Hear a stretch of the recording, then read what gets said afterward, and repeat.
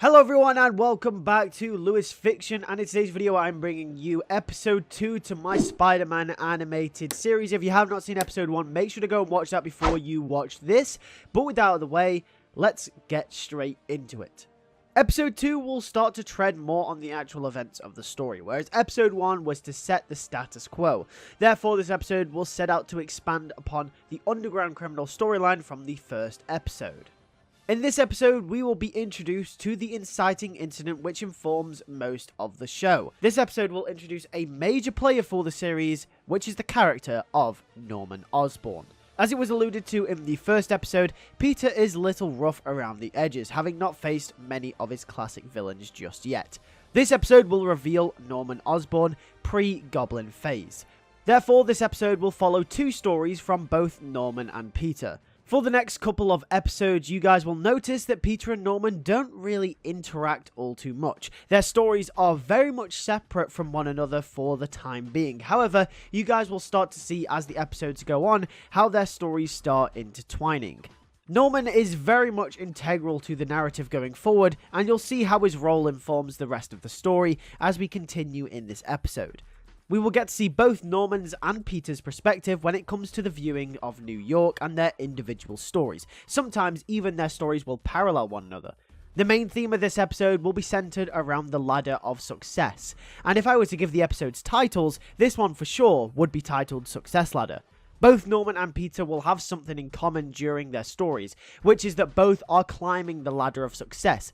As I mentioned in episode 1, I am taking heavy inspiration from Dan Slott's big time storyline.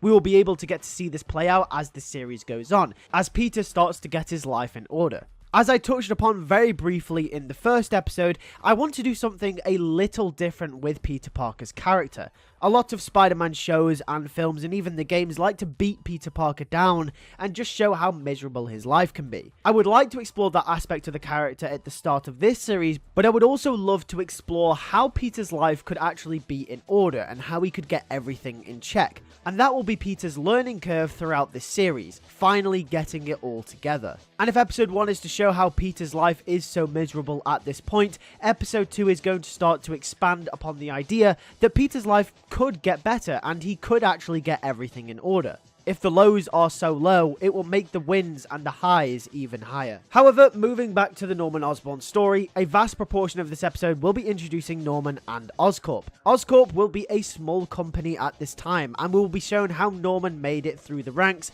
to become one of the best and biggest up-and-coming businessmen in the whole of the United States. When we first meet him on the surface, his success will seem that of a hard-working and humble individual, building a facade on Norman's character. Meanwhile, Peter's story in this episode will be him trying to pick his life back up, as we previously mentioned, back from where we left him in the first episode. He will be looking for jobs in the city after being put under some pressure by Aunt May after moving back in with her, who is also being informed by Jameson Sr., who recognizes that Peter is somewhat of a burden, ever so subtly. We will get a scene where Peter tries to work for the Daily Bugle again, but J. Jonah Jameson turns him away due to his unreliability. Even though Peter has worked for the Bugle years prior, this will be a reality check. The place that always gave Peter work when he really needed it has turned him away. This is when we will learn of Robbie Robertson's departure. Robbie currently hasn't made an appearance in the series, but we will learn that he was a long-time employee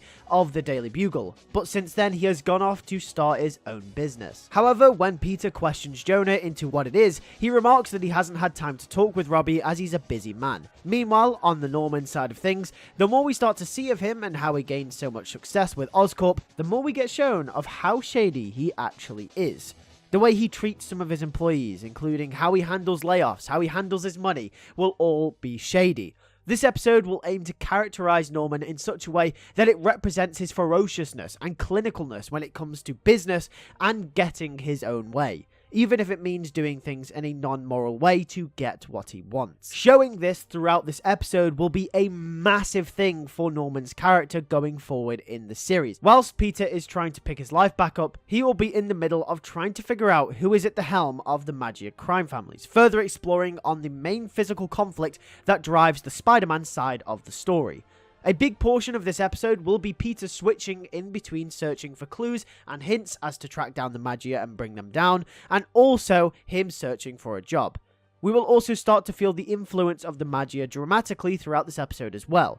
As the audience, we will get shown some of the damage they have done. Poverty and crime throughout the city will be controlled, but it will not be enforced. It will also be mentioned by several characters throughout the episode that the mayor of New York isn't doing a good enough job on lowering the crime. This will get brought up and mentioned several times throughout the episode, however, the identity of the mayor will remain a secret throughout the entire episode.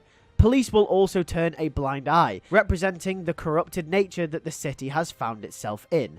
In a way, another main theme during this episode will be trust, tying back with Norman's story of shady business and the corrupted nature that the Magia's influence has over New York will create a sense of distrust. During the latter half of the episode, Spider-Man will come into contact with Tombstone, one of the high-ups in the Magia. This fight will take place on Coney Island, proving for a challenging battle for Spider-Man. He has to save civilians at the same time as fighting Tombstone, exposing weaknesses in Spider-Man's skill. Although Spider-Man is a decent distance into his career, it will be made very evident, as said in episode 1, that he is no way as experienced as he could be. I would like to show this through every battle he has with a villain, and have something that he can learn from in every interaction from the villains that he faces. I think one thing that Spider-Man media doesn't do very well very often is show how Peter Parker as Spider-Man can learn to fight villains and become experienced through fighting them. Like for example, in comparison to now in this episode to the end of the series,